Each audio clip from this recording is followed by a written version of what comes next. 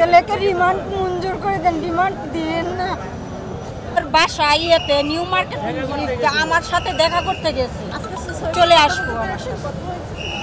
ছেলের সাথে হ্যাঁ কথা হয়েছে, বললো মা টেনশন করেন না, সত্যের জয় হবে, আমার ভাইকে হয়েছে। মারধরের কথা বলতে বলছে তাকে, এটা তো বলো যে তাকে মারছে কিনা এরকম কিছু বলছে। এখন রিমান্ড ডাকছে, 3 দিনের রিমান্ড ডাকছে। এখন থানায়, নিউ মার্কেট থানায় আবার নিয়ে যাচ্ছে। আমরা তো কোনো কিছু হতে বুঝি না, আমরা সহজ সরল মানুষ। সরকারের কাছে আমি আবেদন করতেছি, আমার ছেলেকে রিমান্ড মঞ্জুর করে দেন, রিমান্ড দিন না। বিক্রি করে আমার ছেলেরে আমি পড়াশোনা করার খরচ দেই। আমার ছেলে তো আন্দোলন করতে পারে না, আমার ছেলে সাধারণ শিক্ষার্থী। আপনারা কেন থানায় তাকে নেবেন? এ কথা বলার পরে মানে কেটে দিছে।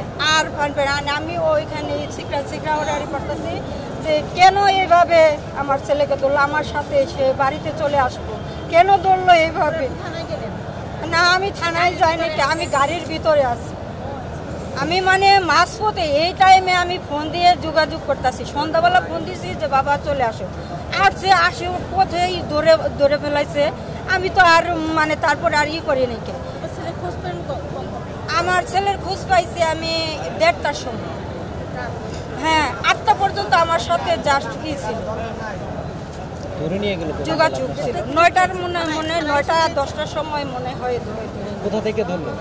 New market.